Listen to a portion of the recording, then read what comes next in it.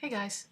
So I've been doing a lot of research lately on what exactly is in my makeup. I've been looking up individual ingredients and trying to find out more about what is good and what is not so good, what is potentially dangerous. We can't completely rely on the FDA to keep us safe because they've got more on their plate than what they can handle. So you have to educate yourself and learn about this and figure it out for yourself.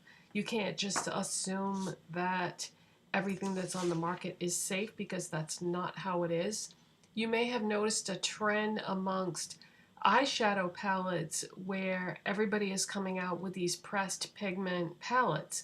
And then if you look at the criteria on the back of the packaging, it'll have like an eye with a line through it to show you that it's not eye safe, but yet it's being marketed as an eyeshadow palette, although they don't use the word eyeshadow in the terminology because it's not eye safe.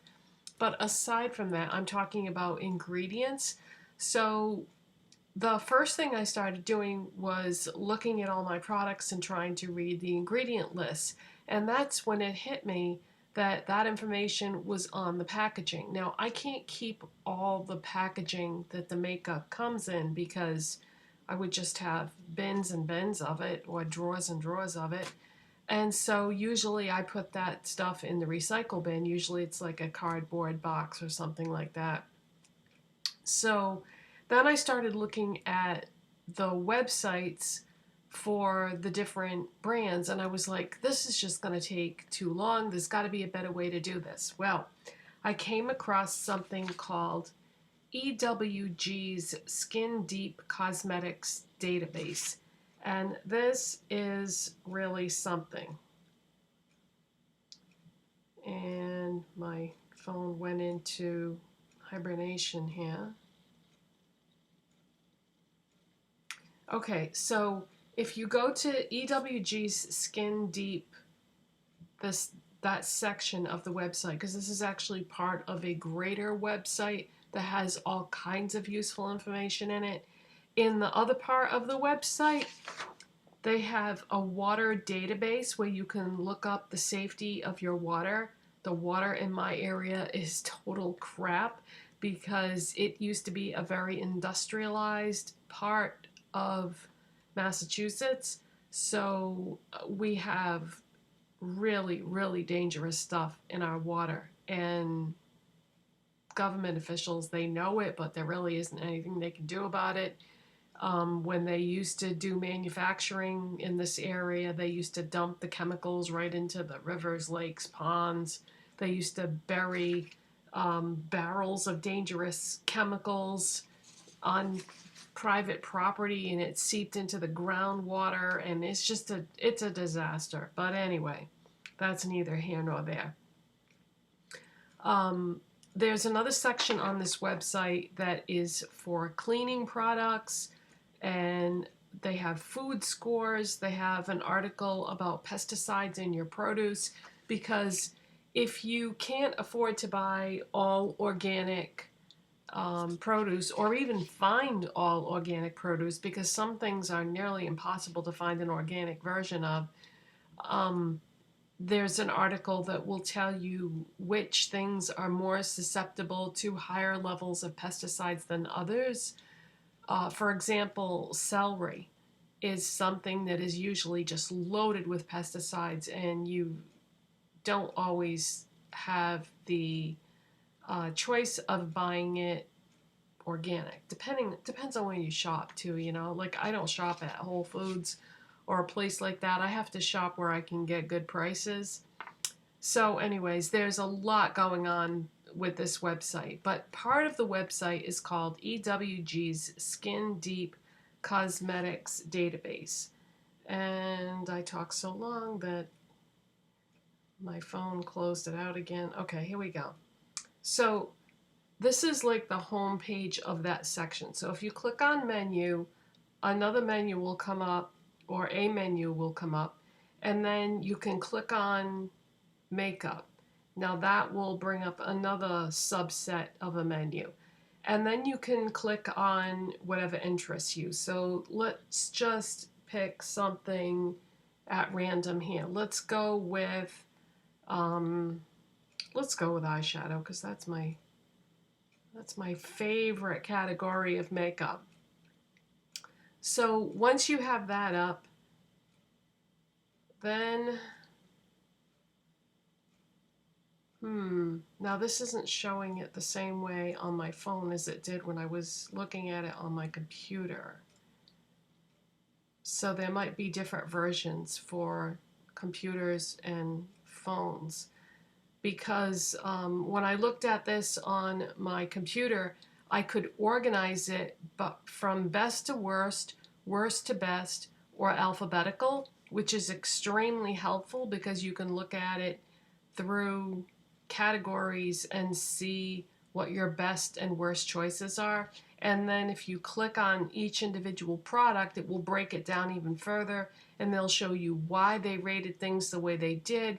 They'll talk about specific ingredients that are in that makeup item and why that can be problematic. Some things are only a problem for certain people. Like some things are not good for, because it could be like an allergen. Now that's not going to affect everybody. Like somebody like me who has some pretty strong allergies, if something has fragrance in it, if it's like a floral scent, or I was just watching a video this morning where somebody was saying that an eyeshadow palette smelled like pine.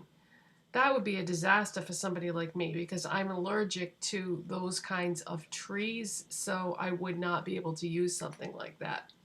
And then you can also look things up in the search box by brand. You can look things up by ingredient. It just all depends on what you're interested in and what it is that you want to know about.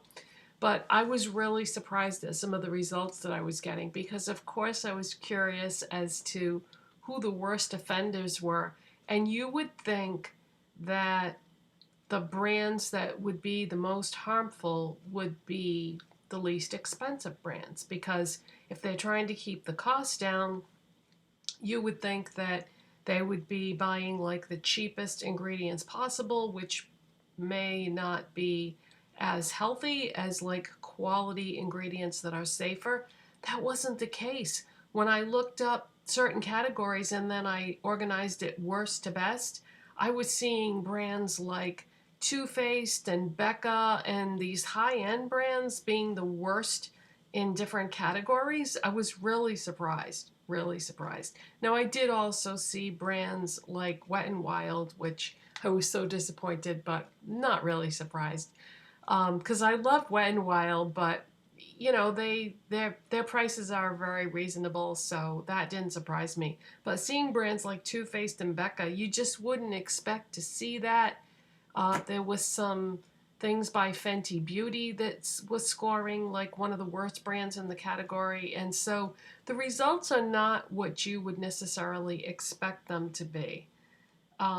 But this is a really great website. The website itself is just ewg.org. So it's a nonprofit organization that relies on donations. And so I didn't see any advertisements or anything on the website.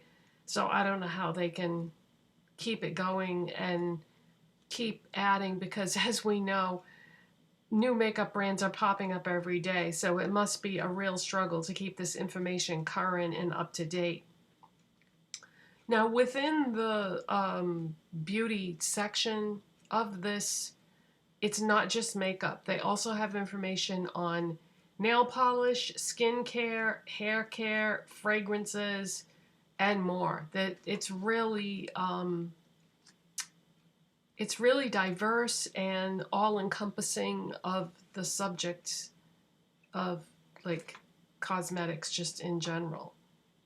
But I wanted to let you guys know about this because, yeah, I started trying to look up information, and it just became so time-consuming to do it the way I was doing it individually on each website. And this all started because of me hearing something on the radio one day about that lawsuit of the lady whose family sued Johnson & Johnson and won because of her getting some kind of gynecological cancer. I think it was cervical cancer.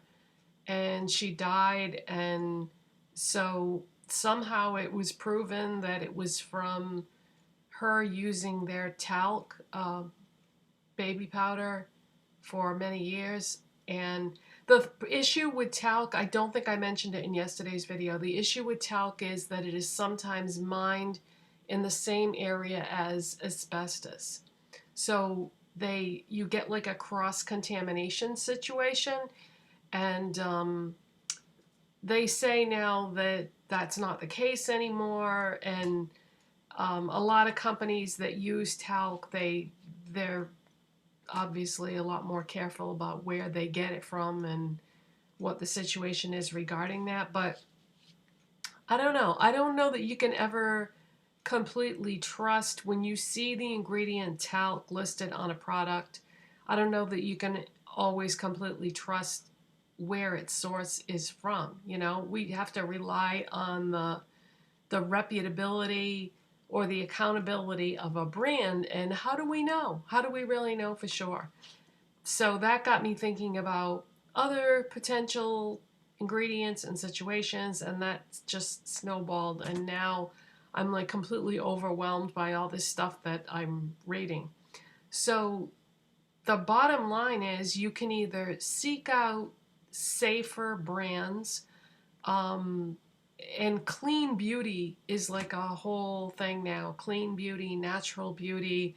More and more people are becoming interested in these kind of brands, and they're not always difficult to find. Like, for example, there's a brand at Target called Well People, and unfortunately it's not at any Targets where I live. It's at select Targets. But next time there's a Target where it is, and next time I'm down that way, quite a ways from home, I think I'm going to check that out because they have a whole section of that at that particular Target. But then there's other options too. Like if you have a Whole Foods within driving distance of you, they have a really good natural and organic type clean beauty section, makeup. I did try a brand from that one time, and I really liked it. It was Gabriel Cosmetics. That was a while ago, but I did like the products that I tried from there. So there's other brands too that they carry that I could still try if I wanted to. But yeah, I just wanted to let you know about this website because there's hours and hours of information to pour through on this website. And it's really interesting and fascinating, and I thought some of you might be interested in it. So that's it for today, you guys. Thank you so much for watching and subscribing, and I'll see you next time. Bye.